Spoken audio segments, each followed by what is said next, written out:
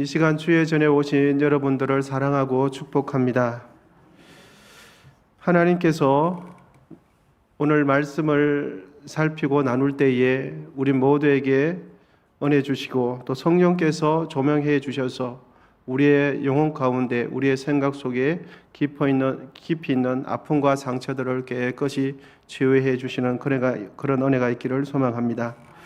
지난주에 살펴보았던 말씀을 잠시 나누면 되돌아보면 바울은 구원을 이해할 때에 현재의 구원과 또 장차 하나님 나라에 가서 받게 될 구원을 보았습니다. 또한 빌립보 성도들에게 이렇게 권면을 했습니다. 두렵고 떨림으로 너희 구원을 이루라. 빌립보 성도들도 이미 예수님을 믿고 있었기 때문에 구원을 받은 성도들입니다. 그럼에도 불구하고 그들에게 두렵고 떨리는 마음으로 다시 구원을 이루라 라고 말씀합니다. 이러한 바울의 구원관을 우리에게 적용하면 우리가 구원받았다고 해서 아무렇게나 살아도 될 것이 아니라 오히려 구원받았으니까 이제 해결된 것이 아니라 구원받았으니까 구원받은 사람답게 더 거룩하게 살아가야 한다라는 그런 교훈을 살펴보았습니다. 또한 바울은 빌립보 성도들에게 중보적 기도, 빌립보 성도들의 중보적 기도가 바울 자신에게 성령의 역사하심과 관련이 있음을 밝혀주었습니다. 이는 곧 타인을 위한 우리의 기도가 성령의 역사하심과 직접적인 연관이 있음을 확인케 해주고 우리는 타인을 위해서 옆에 힘들어하는 지체들을 위해서 기도하는 것을 쉬지 말아야 하겠습니다. 지난주에 가장 비중 있게 살펴본 내용은 바울 사도의 죽고 사는 선택의 문제는 자신의 유익에 있지 않고 빌립보 교회 성도들의 유익에 있었다는 점을 비중 있게 살펴보았습니다. 바울이 더 살아야 하는 이유가 있다면 그것은 빌립보 교회 성도들에게 유익이 되기 때문이다. 이렇게 밝혀주었습니다. 여러분, 우리도 어떤 것을 선택해야 할지, 무엇을 선택해야 할지, 어떤 일을 실제적으로 행동으로 옮겨야 할지 아니면 참고 절제해야 할지 고민될 때가 있을 것입니다. 우리의 선택의 기준은 나의 유익보다는 교회 공동체의 유익이 된다라고 생각하시면 하시면 됩니다. 행하시고 실천하시면 됩니다.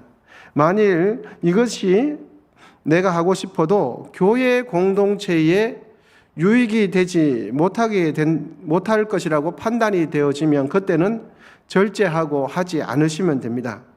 바울이 살든지 죽든지 주의 영광을 한 것처럼 우리도 무엇을 하든지 무엇을 하지 않든지 간에 교회의 유익을 생각하고 하나님께 영광이 되는 것만 선택하시면 됩니다. 이것이 바로 살아있는 우리가 죽든지 살든지 주의 영광을 위해서 하는 것입니다. 정말 죽는다고 할 때 실제적으로 우리의 몸이 죽는 것을 의미하는 것은 아닙니다. 우리 자아가 십자가에서 죽어서 죽음으로 인해서 하지 않는 것이 하나님께 영광이 된다면 우리는 살아도 주의 영광, 죽어도 주의 영광이 될 줄 믿습니다. 오늘 본문은 빌립보 교인들에게 복음에 합당한 생활을 할 것을 바울은 권면하고 있습니다. 본문 27절 상반절입니다. 오직 너희는 그리스도의 복음에 합당하게 생활하라 이렇게 기록해 주고 있습니다.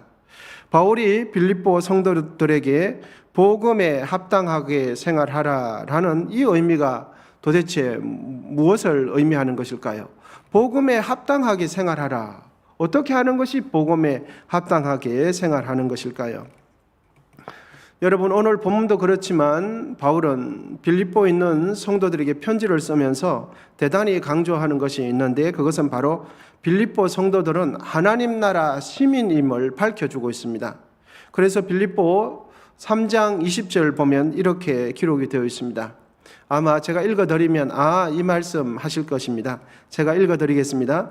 그러나 우리의 시민권은 하늘에 있는지라 거기로부터 구원하는 자 곧 주 예수 그리스도를 기다리노니 아멘. 우리의 시민권이 어디 있다고요? 하늘에 있는지라 라고 바울은 빌립보에 있는 성도들에게 다시 한번 상기시켜 주고 있습니다. 여러분, 이 당시의 도시는 오늘날처럼 이렇게 부산의 큰 도시처럼 수십만 명, 수백만 명이 모여 사는 거대한 도시가 아니었습니다. 그냥 작은 도시가 하나의 자치적인 국가 형태를 띠면서 도시국가였습니다. 그리고 그 도시들은 나름의 특징들이 있었고 그 도시마다 중요하게 생각하는 것들이 있었습니다. 예를 들면 스파르타라는 도시는 엄격하고 군사적으로 강한 사람을 대단히 선호했습니다. 그 스파르타라는 지역에 있는 사람들은 그런 성향을 대단히 호감을 가지고 매력 있는 사람으로, 훌륭한 사람으로 여겼습니다. 요즘도 우리가 많이 이런 표현을 사용하고 있지 않습니까? 스파르타식 학원, 그 다음에 스파르타식 교육. 그래서 이 말은 스파르타 지역에 있는 사람들은 매우 사람이 강인하고 철두철미하고 마치 엄격한 사람, 그렇게 삶을 살아가는 사람을 굉장히 미덕이 있는 사람이라고, 매력 있는 사람이라고 이렇게 호감을 가지고 있었습니다. 그런데 아테네라는 도시는 예술, 문화, 정치, 특히나 철학적인 사고를 하는 사람들이 굉장히 매력 있는 사람으로 여겼습니다. 그래서 철학을 할 줄 아는 사람, 철학적인 사고를 잘하는 사람을 아주 높은 사람, 이렇게 굉장히 인격적인 사람, 훌륭한 사람으로 인정해주고 그렇게 존경해 주었습니다. 그리고 고린도라는 도시는 여러분 아마 아실 텐데 어떤 도시였냐 하니까 상업이 굉장히 많았던 도시입니다. 그래서 고린도 사람들에게 있어서 매우 미덕 있는 사람, 호감 있는 사람은 장사를 잘해서 돈을 잘 버는 사람이 최고였습니다. 각각의 도시 분위기에 적합하게 행동하고 그 도시에 적합하게 생활하는 사람들을 굉장한 훌륭한 시민으로 인정해주고 인정받았습니다. 여러분, 그러면 빌립보라는 도시에는 어떤 사람들, 그 사람들은 어떤 이들을 굉장히 미덕 있는 사람으로 생각했겠습니까? 이것을 우리가 알기 위해서는 빌립보라는 도시를 조금 이야기해 볼 필요가 있습니다. 빌립보라는 도시는 로마의 본 영토의 제도나 정책을 가장 시범적으로 해보는 도시가 빌립보라는 도시였습니다. 뿐만 아니라 빌립보 도시에는 로마의 식민지로서 로마의 시민권을 가진 태역, 장교들이 굉장히 많이 살았던 도시가 빌립보라는 도시였습니다. 그래서 빌립보 주민들은 로마의 시민답게 행동할 것을 적극적으로 이렇게 칭찬받고 적극적으로 로마의 시민 되는 것을 굉장히 자랑스럽게 생각하고 있었습니다. 그래서 로마의 시민처럼 행동하고 말하고 이런 것들이 굉장히 미덕 있는 사람, 이렇게 교양 있는 사람으로 취급을 받았던 것이죠. 또한 빌립보 시민들 자체도 로마로부터 아주 중요한 도시였기 때문에 로마 사람처럼 행동하는 것을 강요받고 검면받았던 것이 로마 도시, 빌립보 도시라는 특징입니다. 여러분들이 아마 가지고 계시는 성경책을 보시면 관주 성경이나 약간의 설명이 있는 성경책들을 가지고 계신 분들은 27절에 기록되어 있는 생활하라라는 이 내용을 보시면 아마 부연 설명이 기록되어 있는 성경도 있을 것입니다. 그 부연 설명에 보시면 또는 시민 노릇 이렇게 기록되어 있을 것입니다. 그러니까 생활하라 이 말은 시민 노릇 하라라는 의미가 되는 것입니다. 그러니까 복음을 받아들인 사람들은 하나님 나라 백성이 되었으니까 천국 시민다운 생활을 해야 하는 것이 오늘 본문에 있는 27절에 생활하라라는 뜻이 됩니다. 이 말은 곧 자신의 소속된 나라에 어울리게 자신의 소속된 단체의 공동체에 맞게 행동하라라는 뜻이 됩니다. 하나님을 믿는 우리가 여러분 이 세상을 살아가는데 왜 구별되게 살아야 되는가? 왜 세상 사람들처럼 편하게 말하고 세상 사람들처럼 편하게 행동하면 왜 안 되는가? 성경은 왜 자꾸만 우리로 하여금 구별되게, 거룩하게 이렇게 자꾸만 살아라고 강요하는가? 여러분 아마 깊이 생각해 보셨을 텐데, 우리가 왜 구별되게 세상 사람들과 왜 다르게 살아야 할까요? 그것은 바로 우리 모두는, 예수 믿는 사람들은 소속이 다릅니다. 어떤 면에서 다르냐 하니까, 예수 믿는 사람들은 소속이 하나님께 속했습니다. 아멘이십니까? 그리고 이 땅에 살지만 우리의 신분은, 우리의 소속은 이 땅에 있지만 우리의 본질적인 소속은 어디입니까? 하나님 나라예요. 그래서 이 세상을 살지만 성경은 자꾸만 우리를 향해서 구별되게, 세상 사람들하고 다른 생각을 해라, 다른 가치관을 가져라, 왜 자꾸 이렇게 말을 할까? 왜냐하면 우리의 소속은 하나님께 속해 있고 우리의 신분은 하나님 나라에 있기 때문에, 하나님께 속한 사람으로서, 하나님 나라에 속한 사람으로서 하나님 나라에 맞는 생각을 해야 하기 때문입니다. 베드로전서 2장 9절에 이런 말씀이 있습니다. 이 말씀도 읽어드리면 아마 이 말씀 이렇게 생각하실 텐데 읽어드리겠습니다.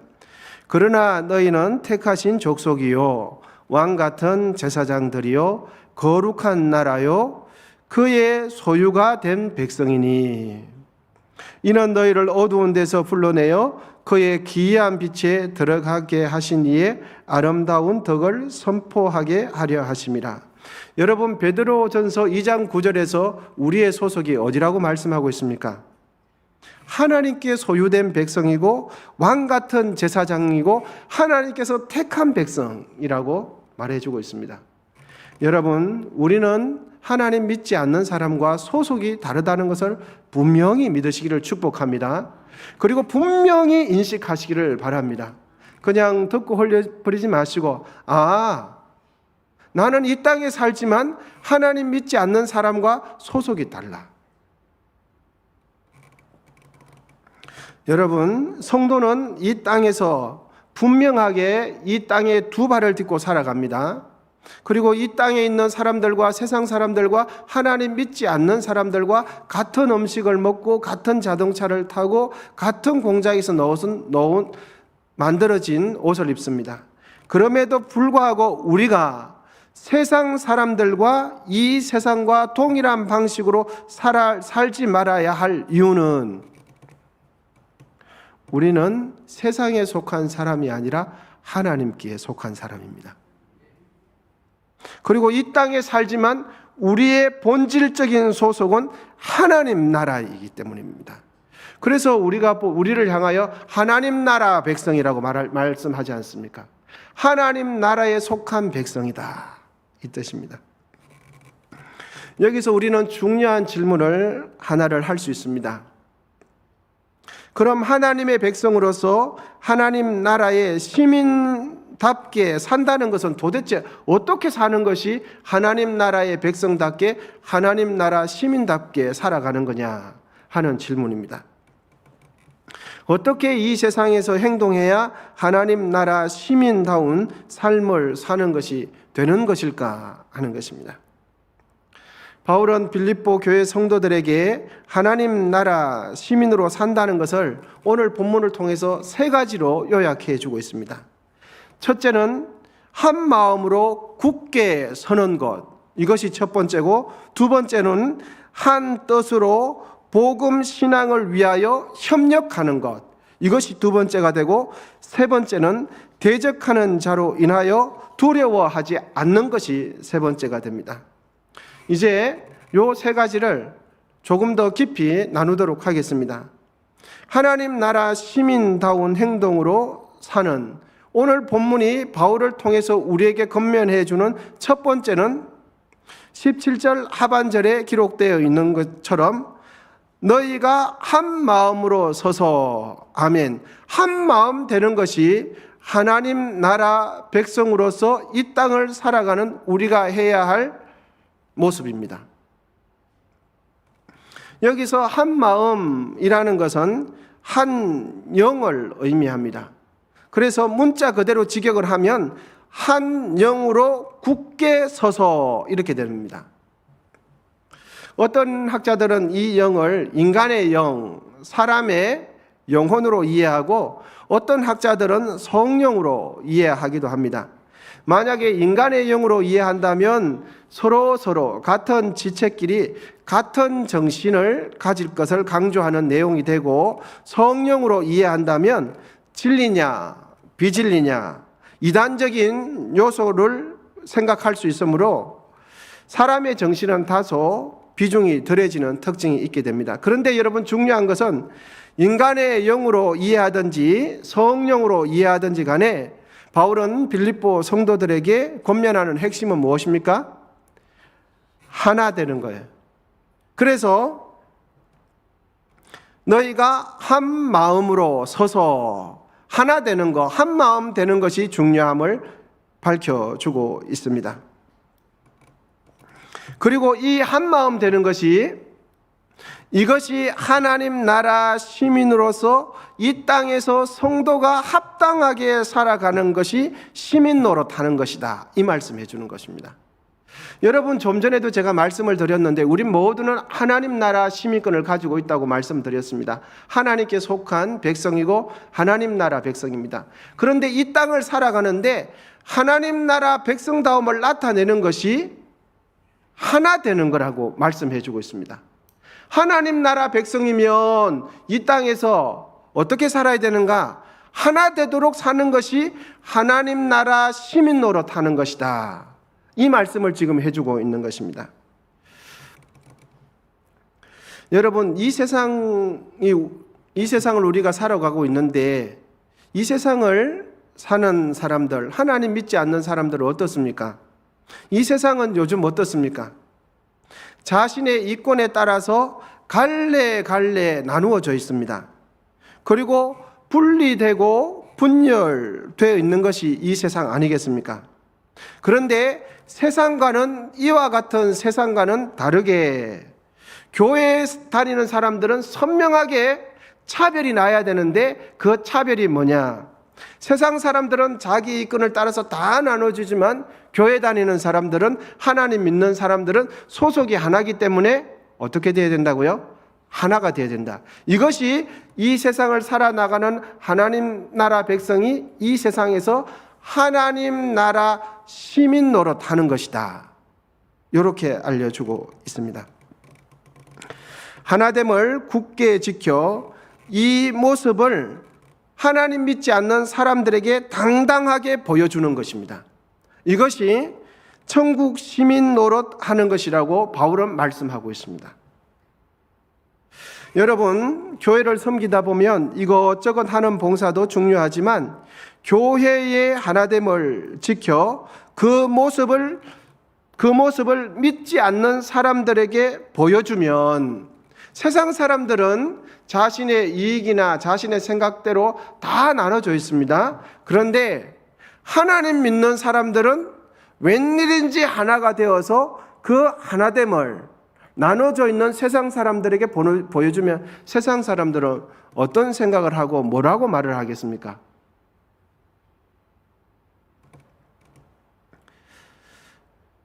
역시 교회 다니는 사람은 다르고 교회 안에는 여전히 하나님이 계신가 보다, 이렇게 생각하게 된다는 사실입니다. 할렐루야.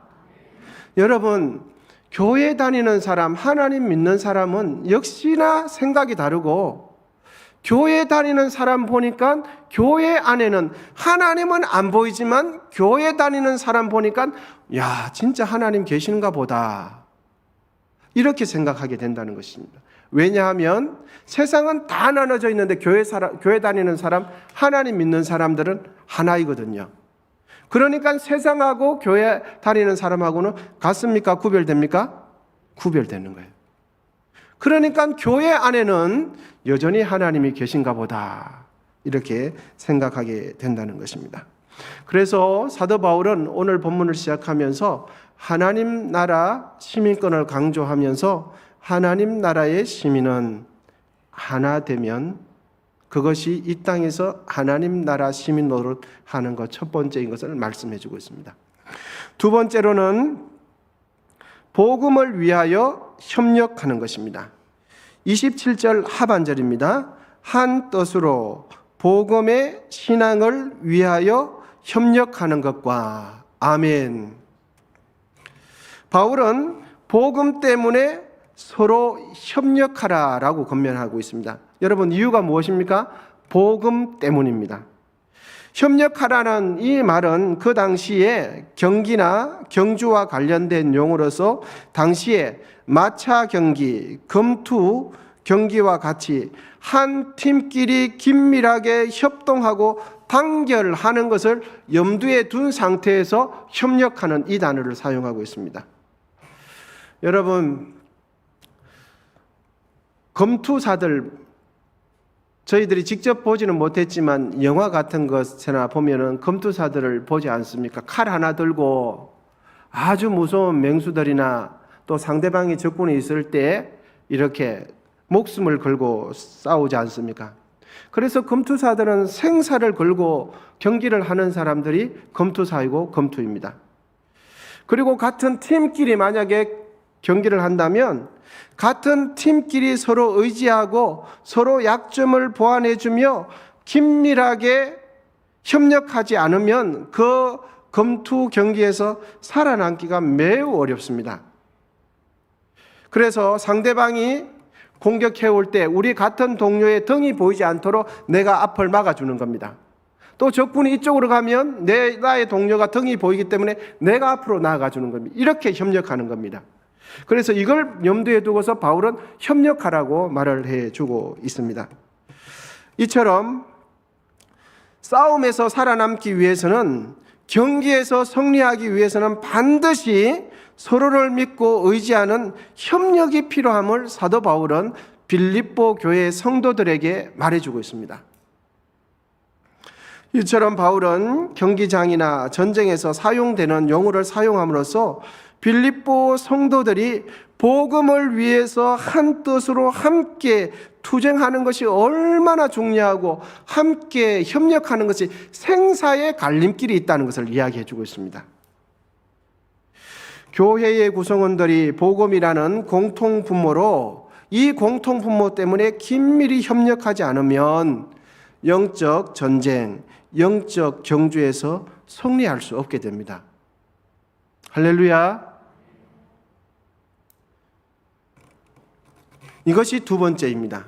그럼 세 번째는요, 하나님 나라의 시민다움을 위해서 바울이 세 번째, 오늘 본문을 통해서 하나님께서 우리에게 주시는 세 번째 권면은 28절의 상반절 말씀입니다. 두려워하지 말 것을 권면하고 있습니다. 여러분, 28절 우리 다 같이 한 목소리로 읽으시면 좋겠습니다. 시작. 무슨 일에든지 대적하는 자들 때문에 두려워하지 아니하는 이 일을 듣고자 함이라. 이것이 그들에게는 멸망의 증거요 너희에게는 구원의 증거니 이는 하나님께로부터 난 것이니라. 아멘. 세 번째 권면은 무슨 일에든지 두려워하지 말라고 말씀해 주고 있습니다. 빌립보 도시의 시민들은 온 시민들이 일치단결하여서 로마의 본토 제국으로부터 인정을 받고 도움을 받고 싶었던 열망들이 빌립보 시민들에게 있었습니다. 그리하여 로마의 시민이라는 문화인이라는 평가도 듣고 로마 제국이 주는 여러 가지 혜택을 받기를 빌립보 시민들은 원했습니다. 그런데 문제가 있습니다. 그 문제는 빌립보 지역에 있는 예수 믿는 사람들이 로마의 시민권, 로마의 영토에 병합되는 것에 걸림돌이 되는 겁니다. 빌립보 시민들은 예수 믿는 이 사람들 때문에 로마로부터 빌립보 지역이 신임을 얻지 못한다고 생각해서 그리스도인들을 탐탁지 않게 여겼습니다. 그리스도인들만 우리를 조금만 도와주면 우리는 로마인, 문화인, 로마의 대제국이라는 그 칭호를 받아서 사람들 앞에 어깨도 힘을 주면서 목을 빳빳이 하면서 이렇게 할 텐데 이 빌립보 지역에 있는 그리스도인들이 도움이 안 되는 겁니다. 그러니까 빌립보 지역에서 예수 믿는다는 것은 어떤 자리에 있는가 하니까 비난받는 자리에 있는 사람들이 빌립보 성도들입니다. 세상 사람들로부터 로마에 소속되기를 원하고 로마의 사람들로부터 문화인이라는 평판을 듣고 싶어하는 이 사람들로부터 눈총받는 사람들이 빌립보 성도들입니다. 그래서 대부분 사람들은 로마에 편협되고 로마인이라고 인정받고 싶은데 몇 소수의 빌립보 있는 그리스도인들은 도와주지 않는 겁니다. 그러니까 늘 눈총을 받는 겁니다. 노심초사하면서 생활해야 하는 사람들이 빌립보 성도들이 됩니다. 빌립보 도시 전체의 걸림돌이 되는 존재가 교인들이었습니다. 교회 다니는 사람들, 이런 인식이 빌립보 사람들에게 있었습니다. 손가락질을 이렇게 막 하지 했을 것입니다. 눈총도 따뜻한 눈이 아니라 이렇게 아주 날카롭게 쳐다보면서 지나갈 때마다, 그리스도인 지나갈 때마다 입술을 실룩실룩 하면서 삐죽삐죽 했겠죠. 그러면서 뒤통수에 대다가 이렇게 하지 않았겠습니까, 여러분? 바울은 이런 상황 속에 있는 빌립보 성도들을 향하여 권면하기를 대적들을 두려워하지 않을 태도를 권면하고 있습니다. 그래서 모든 일에 두려워하지 말 것을 이야기해 주고 있습니다. 여러분, 하나님 나라의 시민으로 이 땅을 살아간다는 거 때로는 어렵습니다. 때로는 성경의 말씀을 전혀 믿지 않는 사람들과 하나님 말씀을 믿는 사람들 간의 그 가치관의 다름과 생각이 다름 때문에 하지 않아도 될 갈등, 미움받지 않아도 될 미움들을 종종 받을 때가 있죠. 예수 믿는 것 때문에 집안으로부터 욕을 먹기도 하고 더 수고를 해야 하고 더 많이 헌신을 하면서 더 많은 경제적인 후원을 해야 될 때가 있습니다. 그럼에도 불구하고 여러분 두려워하지 마시기를 바랍니다. 오늘 본문에 있는 이 빌립보 성도들도 똑같았습니다. 빌립보 도시에 있는 대다수의 사람들은 로마의 지지를 받고 로마로부터 우리는 문화시민이라는 이야기를 듣고 싶었는데 빌립보 성도들이 도와주지 않는 것 때문에 미움을 받았던 것입니다. 여러분 꼭 기억하십시오. 우리는 이 땅에서 나그네와 행인으로 살아간다는 사실입니다. 우리는 이 땅에 천년만년 살 사람들이 아닙니다. 때가 되면 다 하나님 나라 갈 사람들입니다. 할렐루야. 그래서 우리의 소속은, 우리의 본향은 여기가 아닙니다.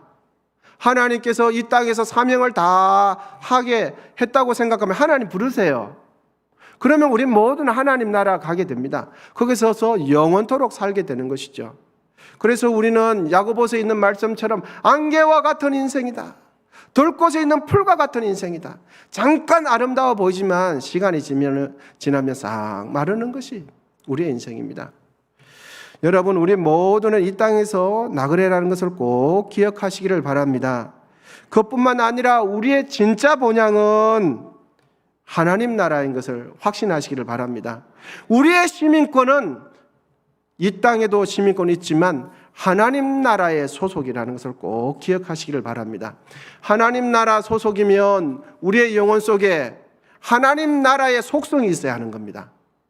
소속은 하나님 나라인데 하나님이 가진 속성이 아무것도 없고 소속은 하나님 나라인데 우리의 속은 세상 속성하고 똑같다면 하나님께서 기뻐하시겠습니까? 그렇지 않죠. 여러분, 우리 모두는 부산 시민인 동시에 하나님 나라 시민이라는 것을 꼭 기억하시고 빌립보 성도들이 고난을 당했을 때에 결국은 칭찬받았다는 것을 꼭 기억하시면서 이 땅을 살아가실 때에 오해와 갈등, 어려움이 있더라도 두려워하지 마시기를 바랍니다. 할렐루야. 하나님 말씀 붙들고 우리 모두는 승리할 것입니다. 그리고 우리가 이곳에서 영원토록 살 존재가 아닙니다. 하나님께서 때가 되셔서 부르시면 아멘, 기쁜 마음으로 다 가게 될 것입니다. 왜냐하면 우리는 하나님 나라 백성이기 때문입니다. 하나님 나라의 시민다운 행동을 한다는 것은 말씀을 정리하며 첫 번째로는 세상 사람들이 다 나눠져 있는 것에 따라서 자신의 이기심을 따라서 다 나누어져 있지만 교회는 그런 것이 아닙니다. 나의 이익을 따라서 나누는 것이 아니라 세상 사람들이 발견하지 못하고 이루지 못하는 복음으로 인하여 하나됨을 끝까지 지켜내는 것이 교회입니다. 할렐루야. 그래서 세상 사람들이 우리를 볼 때에, 교회를 볼 때에 세상에서 느끼지 못하는 하나님을 느낄 수 있는 것이 교회가 되어야 합니다. 믿는 사람들 보니까 그 사람들 속에는 하나님이 계시는 것 같아. 우리하고는 다른 것 같아. 뭔가 달라. 이렇게 보여줘야 하고, 두 번째로는 서로 협력해야 됩니다. 이 서로 한다는 것은 마치 검투사가 싸우는 것처럼 생사의 갈림길입니다. 진짜 복음 때문에 협력하지 않으면 우리는 살 수가 없습니다. 세 번째로는 하나님을 신뢰하기에, 하나님은 이 세상보다 크신 분이기에 우리는 세상 사람들을 바라보면서 세상 가치관 앞에서 두려워 떨 것이 아니라 세상 안에 있지만, 세상 속에서 살아가지만 염려하지 마시고 세상보다 크신 하나님을 붙드시기를 축복합니다. 오늘 말씀을 마치면서 이솝 우화에 있는 하나의 이야기를 들려드리고 말씀을 마칠까 합니다. 작은 어항 속에 큰 붕어 2마리가 살고 있었습니다. 처음에는 사이가 굉장히 좋았습니다. 그런데 웬일인지 그들이 사이가 좋지 않았습니다. 서로를 미워하면서 툭 하면 열을 내고 또 싸워댔습니다. 그런데 어느 날 두 금붕어가 크게 싸우게 되었습니다. 좀 약해 보이는 금붕어가 마음에 큰 상처를 입고 시름시름 앓다가 며칠 못 가서 죽고 말았습니다. 싸움에서 승리한 금붕어는 쾌재를 부르며 아주 좋아합니다. 이제는 작은 어항, 둘이 있을 때는 좀 불편했는데 혼자 있기 때문에 마음도 편하고 공간도 독차지하게 되어서 너무너무 좋아합니다. 그렇게 속이 시원할 수가 없었습니다. 어항 속에 있는 물풀도 마음대로 가지고 놀고 먹이도 독식을 하게 되니 어깨춤이 절로 나왔습니다. 그런데 며칠을 못 가서 어항 속 물이 점점 탁해지기 시작합니다. 죽은 동료 금붕으로 인해 물이 점점 탁해지면서 악취가 나기 시작합니다. 그런데 살아있던 그 금붕어도 며칠을 더 살지 못하고 곧 죽고 말았습니다. 서로 협력하지 못하면 이와 같은 경우가 된다는 것을 이솝 우화의 금붕어 2마리가 잘 보여주고 있습니다. 여러분, 우리는 복음을 위해서 이곳에 모인 하나님의 사람들입니다. 할렐루야.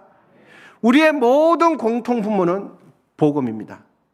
그 복음은 사람을 살리고 생명을 주는 것입니다. 우리는 복음을 위해서 서로를 의지하고 서로 존중하며 긴밀히 하나 되어야 합니다. 그렇게 하나 되면 세상 사람들은 우리를 하나님 믿는 사람으로 세상 사람들이 인정해 줍니다. 그리고 우리 공동체를 보고 저 공동체 안에 하나님 진짜 계신다는 것을 우리는 인정받게 될 것입니다. 그런 은혜가 충만하게 있으시기를 축복합니다. 함께 기도하겠습니다. 하나님, 사도 바울이 빌립보 교회 성도들을 향한 권면의 말씀을 살펴보았습니다. 우리도 복음에 합당한 삶을 살게 하옵소서. 예수님의 이름으로 기도하옵나이다. 아멘.